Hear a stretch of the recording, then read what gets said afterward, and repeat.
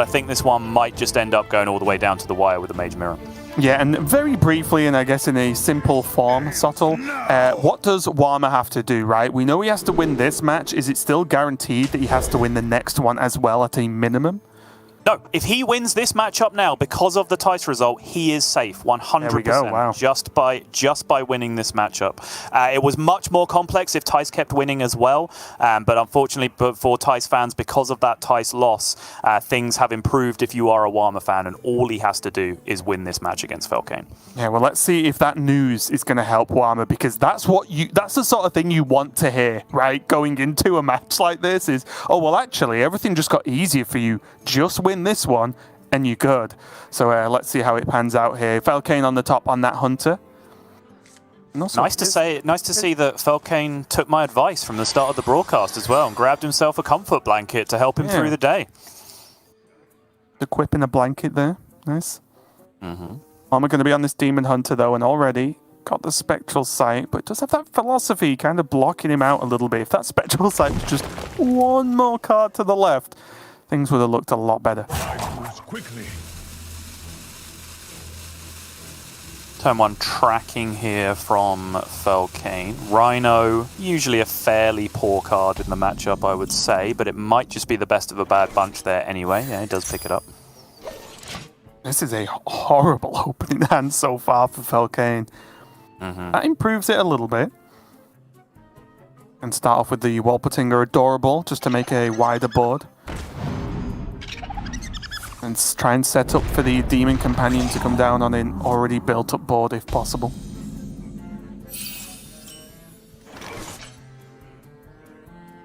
Alright, can he play that? 7 mana, no. Oh, basics checked. It's been a while, a bit rusty with my Brute Demon Hunter casting. Let me just check. Can it come down this turn? Ooh, it's looking unlikely. I've seen crazier things.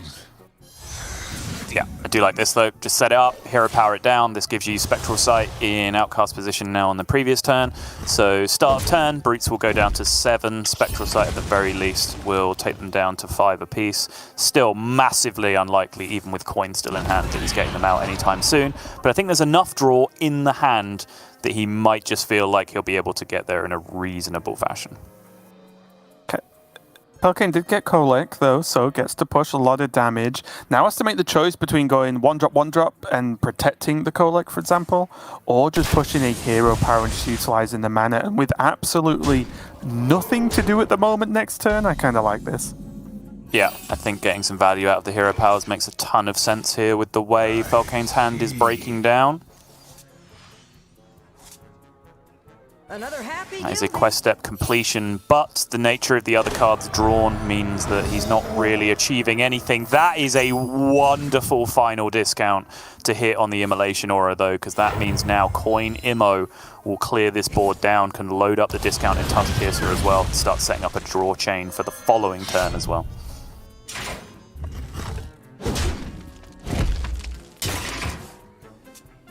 Now, how likely is it that we see an actual glide from Warma, even with those 2 Brutes in hand? Or do you think he's going to heavily focus on doing the natural draws instead?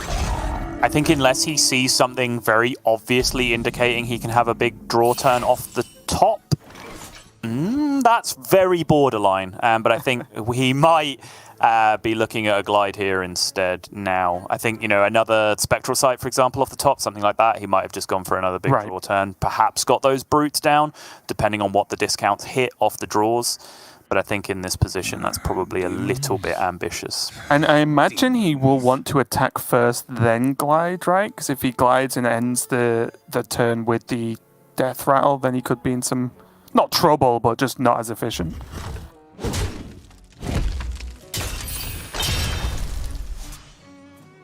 Just allowed you to get the Bell Scream in as well before the glide, which is pretty nice. I think that's actually a very difficult turn to see the optimal line for, because using the cheaper glide and actually giving yourself a 1 mana to play with after the fact, right, that actually opened up more opportunities to maybe play a 1-mana Spectral Sight that you drew that gets discounted there, right? Then maybe you're drawing 6-7 cards in a turn, so you're getting a Brute back at the same time. It's coming down for 0. Like, there was a high roll to shoot for in that position, I think, if you wanted to, for Warma, but instead he chose to take the consistent thing, which was a board clear and a quest step being completed. And when you break it down like that, that sounds like a pretty solid, consistent thing to take, right? It really does, and let's be honest, he has not been under much pressure at all, and the more time he gets, the more likely he is to just overtake this matchup, because Felkeine just spent a whole turn, I'm not going to say doing nothing, because that's just not true, but the Kodobane turn, if it's on an empty board, is about as light a turn as you're going to get as Hunter, while still doing something. And now he gets the glide. So all those lovely cards he drew that can deal damage go back in the deck, and he draws 4 new ones. Ouch.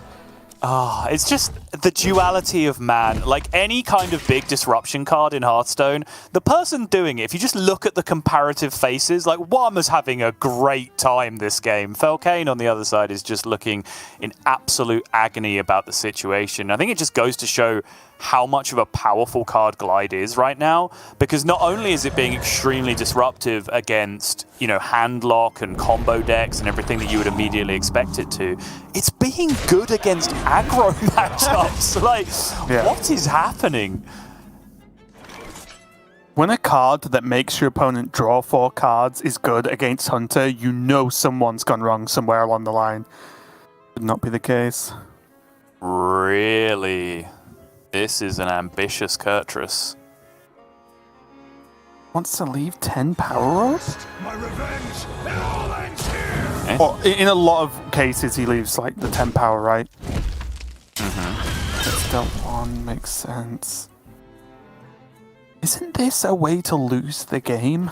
Well, what I mean, the counteract is like, what's the play that definitely clears the board, right? There isn't one. Everything's into rolling the nuts. Okay, sure. Every play there rolls the dice to some degree, right? But at least this way, he's putting the Kurtrus in play. He's progressing his win condition. I think this is fine. So, Moonfang hero power, send all face, looks pretty reasonable to me. Hungry, aren't ya? Okay. What? Let me work my magic. This really it?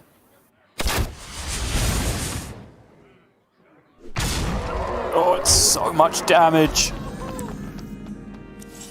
I think the buff on the Rhino is pretty relevant there in terms of pushing damage, right? Like, how much security does Moonfang actually give you in the Demon Hunter matchup specifically, right? Because that card right there still enables big clears on Moonfang because of the way the interaction works with Immolation Aura and all that extra stuff. So. I see.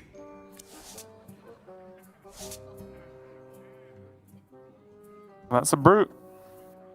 That is a brute. And as I mentioned earlier, well, one, this isn't ever lethal, is it? No, but 1 mana out.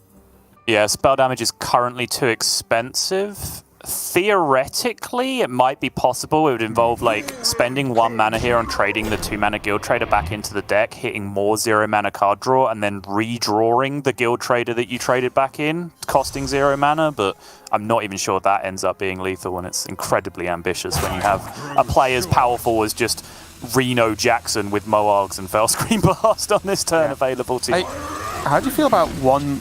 Is he going to go double Moarg Fellscream? Okay. You just play everything, right? Okay. You just win board from this. Yep. Like I said that earlier, right? Like, you don't need to actually do the big combo to kill your opponent in this matchup. I just wondered whether he could do pretty much the same turn, but with 1 Moarg instead of 2. But again, I'm making up tiny little differences here that probably won't really matter. Big recovery turn there from Warma. Felkeine's back to the drawing board, but the problem is about to get smacked in the face with the drawing board here, because it's Warma's got all of the minions required here, and nothing Felkeine does is going to matter. The Rhino can take down the Brute, but just still, what about the Kurtrus? Never mind anything else. Yeah, Warma's about to pick up that drawing board and smash it over Felkeine's back unexpectedly, like Bart and Homer in the bath with the chair.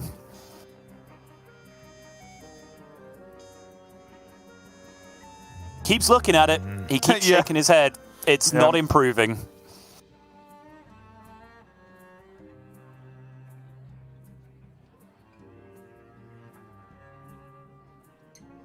Trampling Rhino can take care of the Brute. The Quick Shot can take care of anything he wants it to because of the double Moarg on board. Yep. He still just kind of passes the turn behind on board.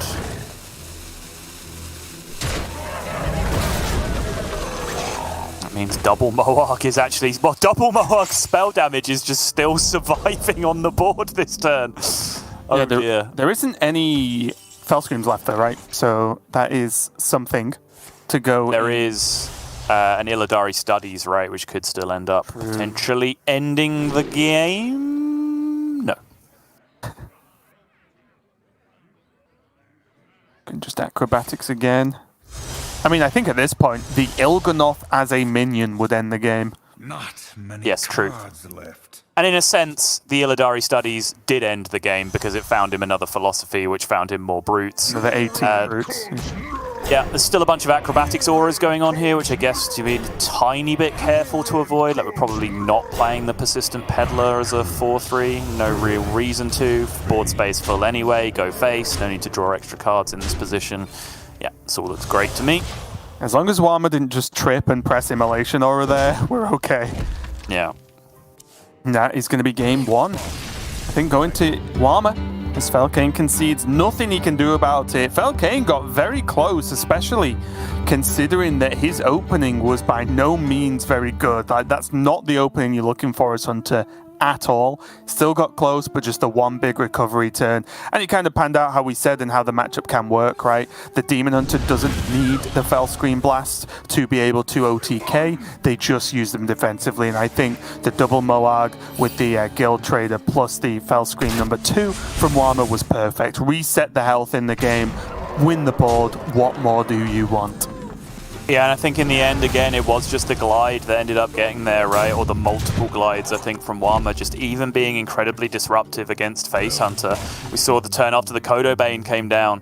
Warma just went, you know what? Don't like the look of all that damage I know you have in your hand anymore. Get back in the deck and have some random garbage instead. Yep. And that's kind of exactly what Felkeine ended up with at that point. Especially when you line up what you expect, right? From Kodo Bane, you go, okay, one drop, whatever. But then you look at the likes of Quick Shot, Aim Shot, and then Piercing Shot, which is just a, back-to-back levels of burst damage, which is, the plan as Hunter. So just gliding that away meant you're just facing an average Hunter draw, which is obviously what he will want to do.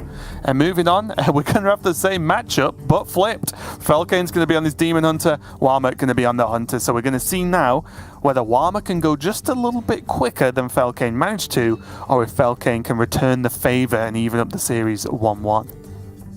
Indeed, yes. So, basically take everything that we were saying before and flip it. I do think... we'll just take a 5-minute break here and just run the watch it back. Yeah. It's the goal, right? Just be able to condense all Hearthstone commentary down to a soundboard that you can just press instead of actually having a microphone. I would love to try that one day. That's something we can work on. We're given like 10 sounds or little sound bites, and we have to cast a match with only those, and it at least makes some form of sense. Maybe 20 sound bites. I mean, that's easy from my side. Like, you can work hard on actually finding things relevant to say, and every one of my sound bites will just be, no, you're wrong, Raven, you suck. It's just 10 different varieties of that. No one will be able to tell the difference. I'm going to struggle to find the 10 different relevant things to say, honestly, Sol, so you might not have to press the button that often. You're not wrong. And it would even be worse if I just went, so Sol, what do you think? As a soundbite, you'd be like, you suck. I'm like, damn. I can't get away from this. That genuinely sounds like an excerpt from a game we casted once. I don't know what you're talking about. True. All right, getting serious again for a second. Felkeine not looking particularly serious about his opening hand, but he has a pretty dreamy looking opening hand, I would say. That Tusk Piercer does create nice breakpoints in the early game. Tusk Piercer is the best card in Demon Hunter for making sure you don't get slammed by Cult Neophytes in the early game, because it kind of enables you, one, to relieve some of the pressure that comes from Cult Neophyte by just being able to hero power them down alongside the weapon. And secondly, it's the best tool you have in your deck to draw cards without actually spending mana on spells. So, weirdly enough, double Tusk Piercer hand against double Cult Neophyte hand has worked out quite nicely in Felkeine's favor, I would say. It has, but I do think Warma's still okay with it, right? Like, it's not like, oh, I'd rather have a Rhino in my hand instead of this Neophyte now. You know, I think it's still very good opening, and I still think this is worthwhile, right? Just because, for all the good reasons you pointed out, of course, that the Tuskpacer helps deal with Neophyte turns, it still makes Neophyte turns harder in general, right? As we are going to see now. Going to take the quest step over hero power. Yep. Pleasure doing business. And now the big Leave deal the is slightly bigger minion up. Neophyte. Mediocre discounts, though, I would say. Yes, and Neophyte number 2 plus a Org Merchant is actually a pretty big deal, right? Ooh. Muzzle their magic. That is a lovely looking 2 pair, I would say, for Warma. 2 Neophytes, 2 Gordons. Now, we're hitting the point where obviously Felkeine had a much worse opening than this, but Felkeine had a reasonable mid-game plan, and that's what Warma needs to find soon, because even just one Immolation Aura deals with this, and then if these Warma's follow-up is a couple of 1-drops after this, that's where things can start to go a little bit sideways. Yep. And Felkeine will have multiple cards to find that Immolation Aura next turn as well.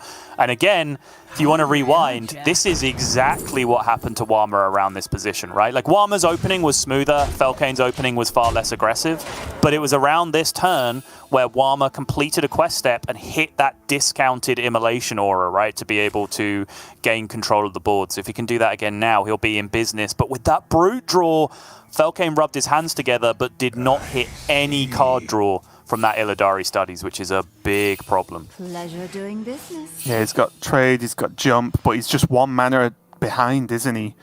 He's not, because he has a 0 mana draw with the weapons. Oh, so as long as he draws cards at a 1 mana per card draw at this point, he is always able to play at least 1 Brute. You are completely right. I actually thought he'd already swung this turn, so yep, completely right. He would be 1 mana behind, but the swing keeps him in it. Yep. Just a matter of what he wants to do with the rest of it, because remember, he still has a discount to go off as well, which right now is turning a couple of 1 mana draw 1 card into 0 mana draw 1 card, which can actually gain him the mana he needs for that Philosophy to come down as well. But he has to get the Brute down cheap enough that it's cheaper than the Moarg before he actually plays that Philosophy, or else he's going to get burned. Most importantly, he needs to do something, because that's a rope. And weirdly enough, if Felkeine ends up playing a Moarg, for example, to like get it out of the hand, it'll be one of the few times we see the other way of Moarg Moonfang. Just do things! Pleasure doing business. Okay. We're calm. We're chilling. Were you worried? I wasn't worried. Stop panicking. Raven, stop panicking. It's embarrassing, honestly. Felkeine had this. I wasn't worried because I didn't know what to be worried about. Okay. I was okay. Ah, the very definition of ignorance is bliss. Yep. I'm just staring at this big Moonfang. I'm like, cool. If only there were a Colossus of the Moon I could look at, then everything would be wonderful. Colossus of the Moonfang right about now. It's fine. A really good pickup for Warma, of course. He drew the Warsong Wrangler exactly when he needed it. And unfortunately for Warma, you can't put 2 Moonfangs in the deck, so the second Wrangler for Moonfang buff number 2 will not happen. Still, though, I think it's the correct response, since this can effectively value trade versus these 2 Brutes across a couple of turns. That is very true indeed. I hate to say it, but already I'm like, well, what if you put Battleground Battlemaster in this deck? Like, that looks pretty sweet, doesn't it? And then you'd lose. Kurtrus weirdness we can be doing here. Moarg Fellscream will do 2 damage to the Moarg, just for people who aren't aware of that interaction. Sorry, to the Moonfang, yes, thank you. But then the Kurtrus would still only deal 1, even if you were able to clear the Warsong Wrangler out somewhere. You could kill the other 2 minions entirely, and then have an outcasted Kurtrus attack the Moonfang twice. Yep. Right? That makes sense. I think is what he's going to end up going for. Yep. Yep, I like this. Good spot. Because, of course, the Outcast gives Kurtrus Divine Shield immunity, which means he can actually hit twice, take the second hit, and suddenly, Warma's in trouble. Big trouble. Yeah, good spot from Felkeine. Took me a little while to get there as well, but I think we both fell on it at around the same time. taking advantage of a few key interactions and mechanics. That's really just kind of a knowledge check that turn, right? Like, do you know how everything was going to work that turn? If so, can you find the play? And Felkeine managed to do it. Rinlings would have been potentially amazing that turn as well from the Discovers. Get a hold of it though, instead set up the a double Rhino attack potentially. Does have Rhino and Og Merchant as well, so he can actually make a value trade first with the Rhino's normal attack and then swing into weapon to a squishier target. Yep, good point.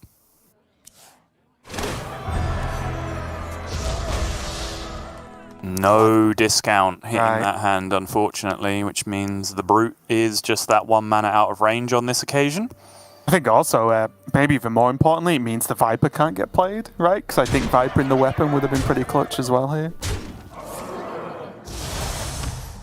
And Felkeine knows what can turn up now, right? Because he knows the weapon was picked. He then knew the Wrangler was played. Yep, there's probably going to use the Adorable as well, because at this point, why not? Gets to do the trade with the Divine Shield into the Brute, and I imagine one more swing going into the Moarg. Yep, so that's 4 damage going through, and then 5 more coming through from the second attack, taking Felkeine all the way down to 11. And Felkeine does not quite have the monstrous rebound heal that Warma had at this point. He does have a Moarg, he does have a Fell Scream, but he's a little bit short of getting all of that done. And honestly, to get everything down as cheap as Warma did, he needs to have Kurtrus in play, which cuts into his ability to do that with mana. And this, if we rewind, this goes back to that play from Warma where I kicked it off and I was like, this is an ambitious Kurtrus. And then we were kind of debating back and forth about whether it was good. You saw why it was good after the fact, right? That was Warma's belief, that he could tank 9, 10, 12 damage, whatever it ended up being that turn, because if he, as long as he played Kurtrus, he could get that rebound healing on basically all circumstances. Felkeine is just that turn behind because he's only just got Kurtrus in his hand there to be able to get the big heals down, and that is a mediocre heal at best from Felkeine. It is a board clear though. Yes. And so far, Felkeine's dealt with Moonfang, dealt with a Rhino, and doesn't have much left. And unfortunately for Warma, Aim Shot does not have Quick Shot's words. Withdraw a card if your hand is empty, because I think he would like it a lot if it did. Felkeine is just full on jamming right now. He is. He is indeed. But this is the free turn that he likely needs to be able to get that Kurtrus down, if he even feels he needs to. He might look at this hand and see it more as a Brute hand, honestly, to be able to potentially win the game, which I think, honestly, looking at his mouse movements now, he does seem to be having that debate internally. Yeah, he can steal Acrobatics and then review afterwards. Of course, I don't mean that in the sense of he can choose between Kurtrus and Brute, because obviously you'd want to Kurtrus first, but I just mean he can Acrobatics and then see what else he can do and maybe still squeeze in a Brute if he can do some other things. Oh, especially with his double acro pro. Oh no, he traded it, right? It won't work. What am I talking about? He traded it, yeah.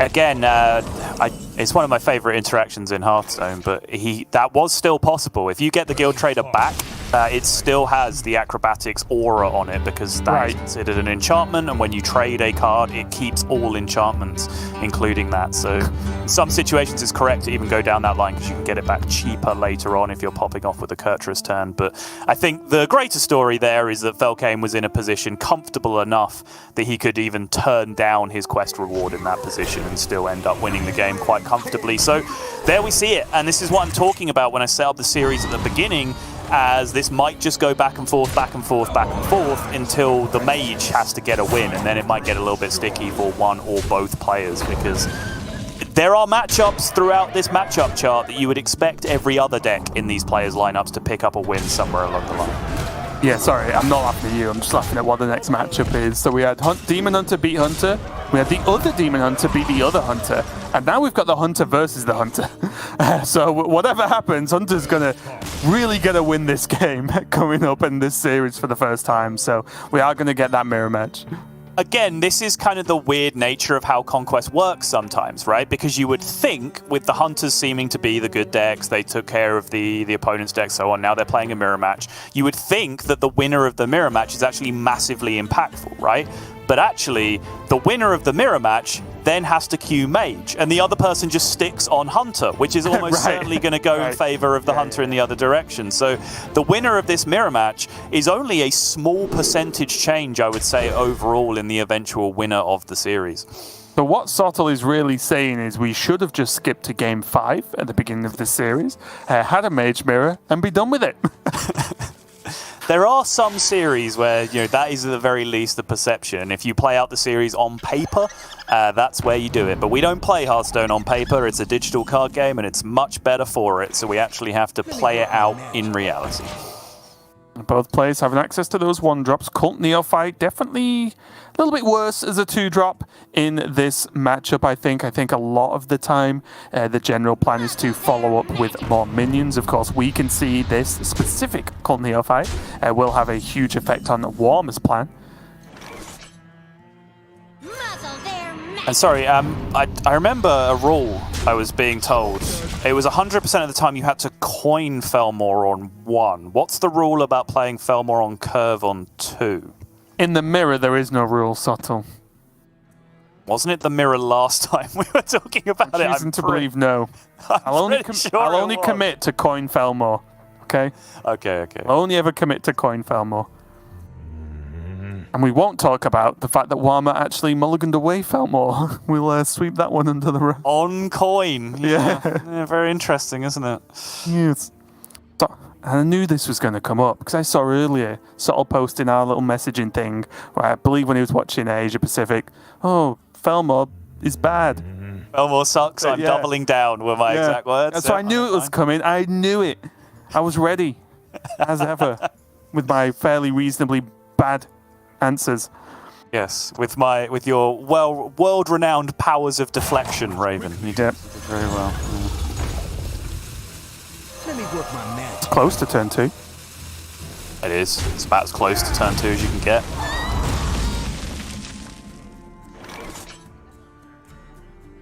Ouch. So I like a adorable quick shot here. A reasonable plan. For the minion, presumably, yes. Yes. In adorable, the initiate, and then obviously quick shot kills it. But in that moment, Warma gains a 1-1 on board, which is going to be normally quite pesky to deal with for Hunter. We can see true aim, of course, but he really just wants to set something up to actually potentially block the Felmore attack. I think you saw a little eyebrow raise there from Felkeine, as if to say, oh, I see, my opponent's hand is garbage. And yes, it kind of is at this point. For that turn specifically, Warma's hand was miserable. It does start to unlock a little bit more now in the coming turns. Felkeine's hand, also garbage until next turn, so at least both players are even. He has, again, asked Warma to play something in the way of Felmore to stop it always going face, but that is a sick draw. If he doesn't get Freezing Trap, I imagine he'll coin out the Marcel Cub. Okay, Pack Tactics into Cub. Pack Tactics coin Cub, yeah, doesn't look too bad. And it's not like, oh, well, this gives away the mind game. There is no mind game because the Felmore attacks.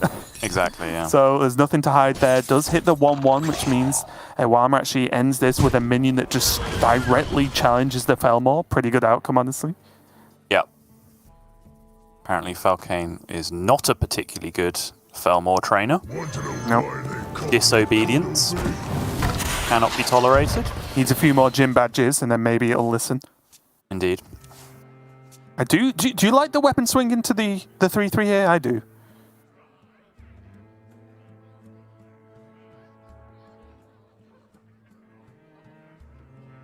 Oh, every fibre of my being just rejects that idea.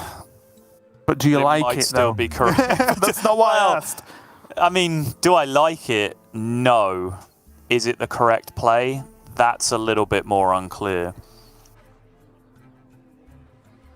Like, the fact that you have a 5-3, like, forcing your 5-3 to trade into your opponent's 3-3 and not just asserting dominance with the bigger board is just so philosophically opposed to my mindset that I just kind of hate it. But it does give your opponent a lot of additional luxury on the other side, right, if they're in control of the trades. Right. Like 3-3 plus weapon into 3-5 pick freezing trap, like that kind of stuff, just even on a surface level is very awkward. We might now see the rare Rhino no overkill attack.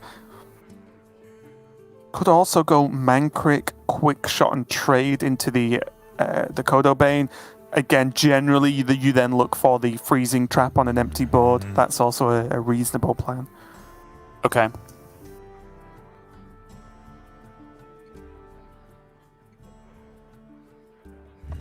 It's like he is committing to the face attack at the very least. Just a review. Those are all not great. Snake, I suppose. Yeah, pick Snake and make the trade play. This makes the most sense to me. Forces Felkeine to throw burn at the Rhino if he doesn't want to activate the snakes. Of course, the big fear here is potentially Rhino coming back the other way, but even then, it's a very hard situation to manipulate for a Rhino to like attack in, proc the snakes, and then get a second swing into the snakes with the weapon for multiple reasons, right? First, the attack has to happen to proc the snakes. Secondly, the weapon can't attack a snake and send the Rhino into it because the snake only has 1 health. So also, most importantly, does he think Felkeine will Rhino into this? It could be freezing, and then he just loses if he plays a 5-mana Rhino and passes with no Rhino left on board. Like, it's a tough one. Yeah, so I think in general the dynamic is just a little bit simpler, and it's just make your opponent throw burn at your Rhino because they can't afford to really risk anything else. Agreed.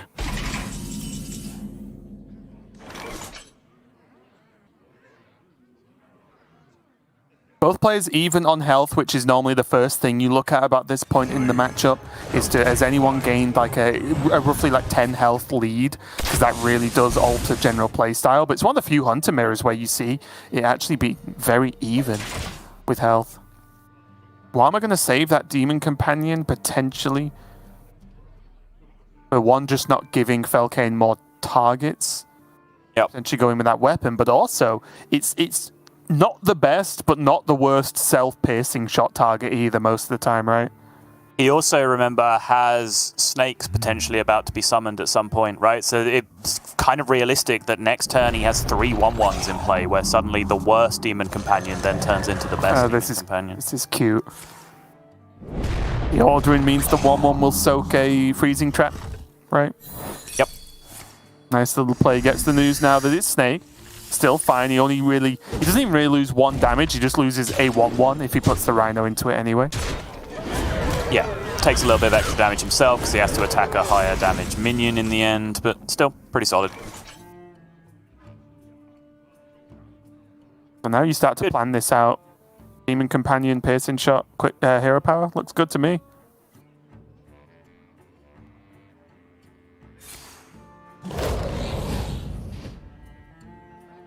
Okay. Plus 11 puts him to 4. Quick shot hero power the turn after.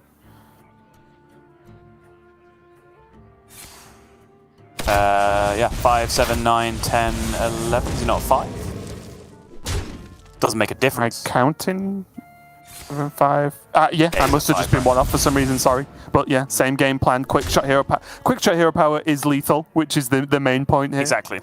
Doesn't make a difference, but we do strive for the utmost accuracy here at all times. We do try in Grandmasters to at least accomplish basic maths. I mean, is Warma even considering not pushing the 1 to face? I mean, he's at 14 himself, right? He has 1/1s in play. Rhinos are scary on the other side. The 1 remaining Rhino. Oh, he does trade. Okay.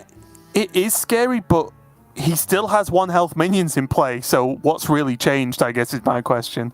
So what, a 5 attack Rhino? The Rhinos are still 5 attack, right? There's no buffs on the Rhino currently, so a 5 attack Rhino would still only go in once. The weapon cannot force it to swing into the second 1 health minion, because the weapon would kill it. So instead, you'd have to look at outs with aim shot instead, right? So aim shot, quick shot, would be 10 damage plus the 1/1. Still short, I think, with the 1/1 in play. So yeah, I'm not 100% convinced because killing the 1/1 changes the odds significantly in Warma's favor when he, most importantly, stops a guaranteed lethal on his side. Yeah, because now if these 2 minions get cleared up and Felkeine just doesn't play a minion, he's not necessarily dead next. Oh no! Disaster! The explosive trap is so brutal! Warma now needs a top deck! Still got plenty. Oh, that does it, right? Wait, how? Okay, sorry. That does it if he gets Mankrik. Oh. Because he's got the wife in the deck, right? He played Mankrik earlier. You are absolutely right. But he also has 2 aim shots, if I recall. He hasn't played an aim shot this game, right? I don't think so, no. He's going to get the news. Oh, and Warma, yeah. He didn't have to put himself in that situation. 1 in 3! Yes. 1 in 3! It's gonna wait! We're gonna have to see every other... No! Oh, disaster! Oh.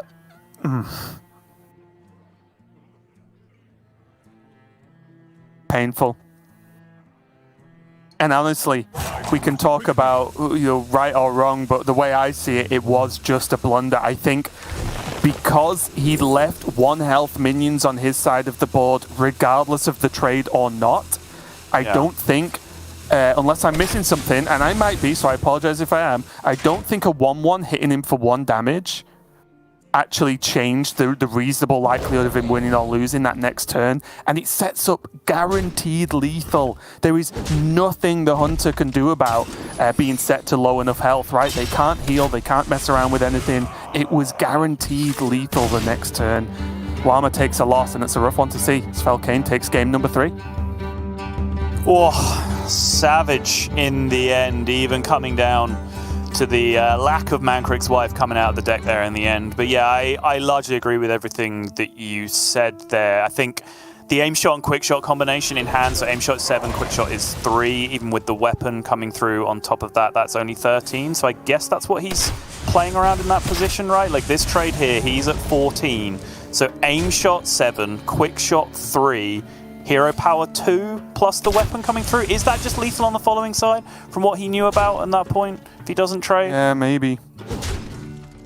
And he knows about the aim shot and the quick shot, right, on the other side, because the Kodo Bane has been played from the opponent. Right. So I think 7, in the end... 10. No, because I'm counting hero power twice, right? Yeah, when I say aim shot that's not 7. enough. That's 11. It's 11, right? Yeah, aim shot is 7, including the hero power, so it's 12 with the extra minion plus the weapon switch. Right. So it does still need something extra on top of that to play around it as well. Maybe like Adorable Infestation being thrown into that as well. My instinct was that, again, initially it was Rhino outs that were being played around. But as you said, right, like 1 health minions are there regardless, and it needs to be for optimal Rhino damage, even with the True Aim Crescent. It needs to be a 1 health minion and a non-1 health minion, so that the Rhino can charge into the 1 health minion and then get weaponed into the other one. The Rhino Adorable Infestation, right? Again, which is a play that we'd already seen Felkeine use 1 Adorable Infestation. Like, yeah, very fine margins for sure, but I think we could see even at the end, Warma was super frustrated with the way that game ended up. Really tough situation there. Warma did, of course, take the loss, so got, I guess, punished for his choice, not necessarily saying it was wrong if he was playing around one thing and something else happened, fine. But still, in the end, it's made Warma be very much on the back foot here. But as you mentioned, I am going to look at the matchup sheet. Oh, okay. Gotta love it. Both players just Q Mage. Now, I want to get this one over and done with. We are going to jump straight to the Mage Mirror. Warma's not going to bother with Hunter for now. I think he can rely on Hunter, again, not being a guaranteed win, because that's not how Hearthstone works. But Hunter versus Mage is one of the matchups in the current meta that you feel extremely confident in as Hunter, so why not get the difficult one out of the way first? Going to be a Mage Mirror here. Indeed, and I think this is the matchup that I called right from the beginning was probably going to be the most important one overall. I stand by it. Does seem we're going to get things out of the way now, but Felkeine is going to re-equip Blanky. He is going to keep that quest, I'm sure, and he is going to dig super, super hard for an Incanter's Flow. And I think most importantly, I'm really glad we didn't implement that go straight to game 5 rule, because then suddenly it would be Hunter versus Mage and someone would be very true. upset. Taking a look here, Cram Session opening hand, not really what you're after. Double First Flame, not really what you're after here for Felkeine. But on the other hand here, Warma's not too bad. Rune Orb can really help out in the early game. One Thief, of course. And he has a much nicer version of card draw you want in your opening hand with that Refreshing Spring Water instead of a Cram Session.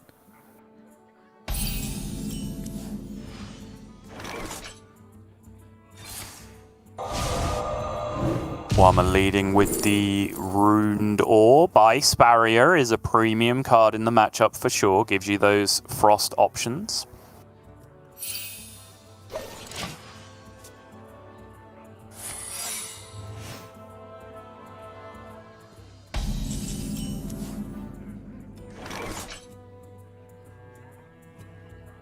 Looks good enough. Play here though. Warma will of course know that the secret did not proc the quest, right? Yeah, did not proc Frost, did not proc Arcane. So he'll probably at least, or was originally contemplating whether he should ever ping face, but he gives a small nod there. Not too much of a surprise that that was the secret that ended up coming out there from Felkeine. Yeah, actually, I suppose, interestingly, all he really knew is that it didn't proc Frost, because, of course, Felkeine had already played the Runed Orb on the previous time, right? So his Arcane was already ticked at that point. So the range of secrets it could have been was actually slightly larger than you'd initially give it credit for. Yeah, Warma chose to focus on his own game plan as opposed to trying to disrupt Felkeine for now. Which I can get behind, just spending the 3 mana on Barrier on curve. Oh, if there was no Spring Water nerf, this hand would be borderline unbeatable, right? Because you can play pre-nerf, you could play as many Spring Waters as you want with 4 mana or more, as long as they continue to hit spells. But when each one of them loses you 1 mana, they are still a tiny bit slower than you would ideally hope for, but still just fantastic cards overall. And when you have Incanter's Flow already lined up in your hand, I don't think there is any world that you're not taking more card draw there. Job done.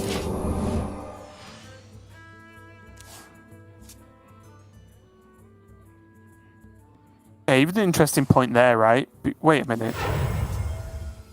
Did that proc go on Warma's then? Is he 1 Arcane in now? Yeah, he cycled around. He completed with the first flame, and then the Incanter's Flow ticked Arcane on step 2. Okay.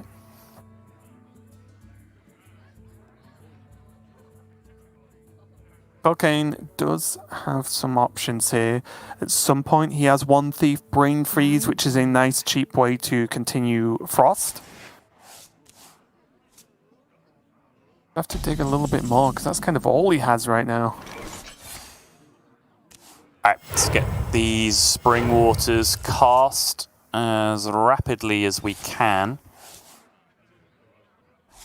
Again, not quite as nutty as it would have been pre-nerf several months ago. At this point, he would have the vast majority of his deck in his hand already if each of these Spring Water were only costing 4, sorry.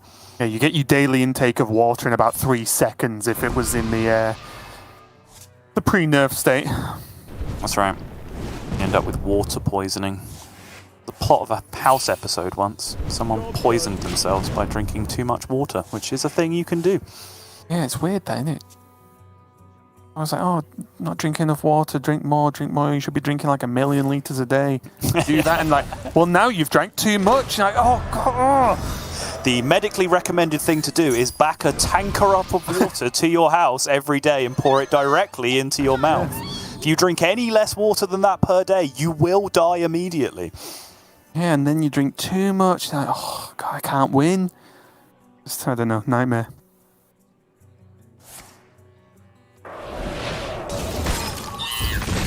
Good news for Warma, though, is that he will be able to get through presumably both of these Spring Waters now on the following turn. All drawing discounted Incanter's Flow cards from his deck.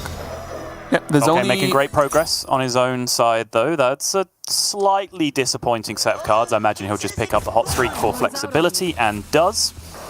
There is the Magtheridon that could causing That's some fair. issues with these waters, of course. But other than that, yes, feeling very confident. Oh, yep. Oh On the first one as well.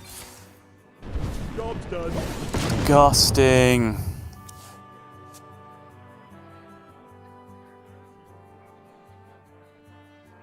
This is looking really good for Felkeine now, it has to be said, or I suppose more fittingly, this is starting to look quite bad for Warma in this position, because he's now behind on quest. Even though he has access to the Incanter's Flow, Felkeine has basically everything he needs to get through this quest, because he's already hit the Frost spell on this proc, so he just needs Arcane and Fire, which he can do for 2 mana with the Runed Orb and the Hot Streak.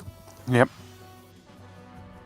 Getting hold of another cram session as well, which again, not necessarily for this second in time, but 2 cram sessions if he gets Dawngrasp down, that's his whole deck drawn. Like, no problem whatsoever. What to do? What to do? Time runs out on me. Felkaine's deep in the tank there, isn't he? He is. Trying to work out whether he just plays Fire Sale? Okay. What did he get? Ooh, okay, sure. Was that really not just Hot Streak into Dawngrasp that turn? Does surprise me.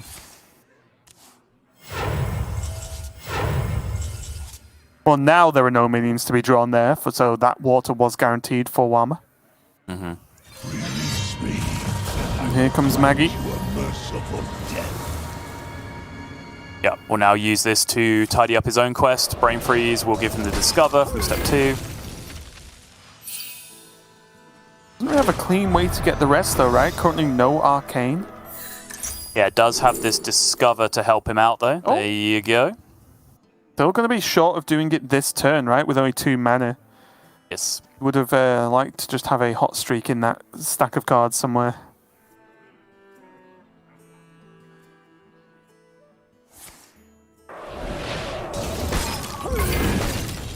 Time runs out on me. He could actually Arcane into a Hot Streak, right? With the Ruined Orb. Sure, I can see that.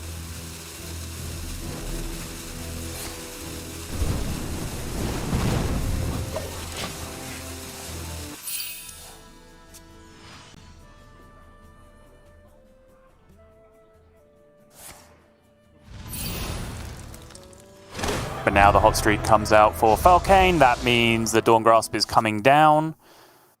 And that means plenty of mana still left for this cram session and a Hot Streak buff still active this turn. He doesn't lose out on a great deal of value by not playing the Dawngrasp on the previous turn. Doesn't actually hit anything significant to go with that Hot Streak discount on this turn though. Could draw 1 more with the trade.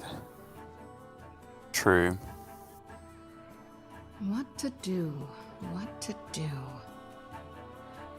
Weirdly, he can't even really get cards out of his hand without doing some very silly things. Like if he dumps a First Flame on his own 1/3, that wakes up the Magtheridon. He'd then have to like flurry the Magtheridon on the other side. Which would be fine, to be fair. Would be fine, yeah, but it's a very awkward situation. Yeah, okay. Does the flurry become castable immediately, or do you have to wait for this animation to go off? Okay, that doesn't matter. Got there in the end.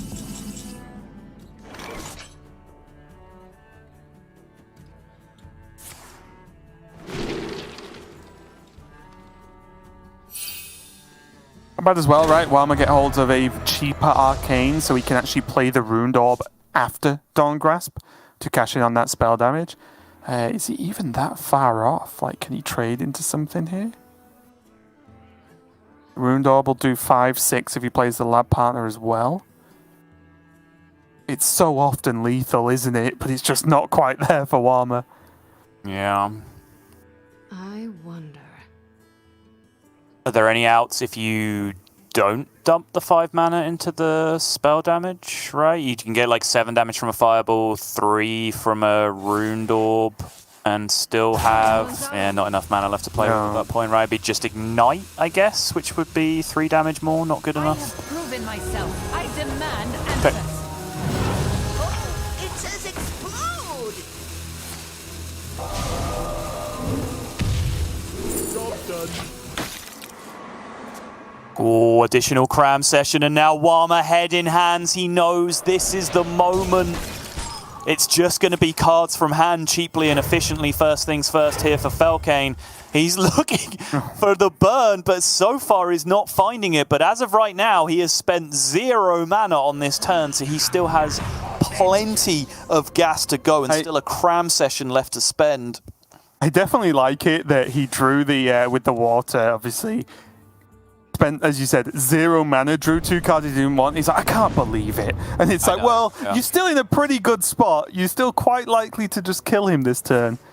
Cram Session is very likely again to draw those Ignites. There's a Fireball as well. And Oh, no. In no world is it like this. This is not it, Chief, in any way. Please, no.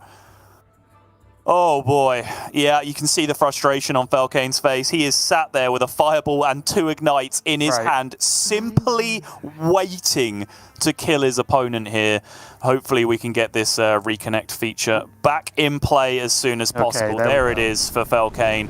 And just do this as deliberately as you possibly can to play around that additional reconnect. And unfortunately, sadly, as you see the emotion overwhelming Warma now, that will consign him to relegation. And if anything, that makes the way the day has gone so far even more brutal for Warma, because now he'd been given false hope from that Tice series, right? Because now he had the fate in his own hands. Now it was as simple as if he wins, he is safe after being in one of the worst possible situations going into the start of this week. And that has to make it all the more crushing to now be able to confirm that Warma, unfortunately, has been relegated from Grandmasters at this point.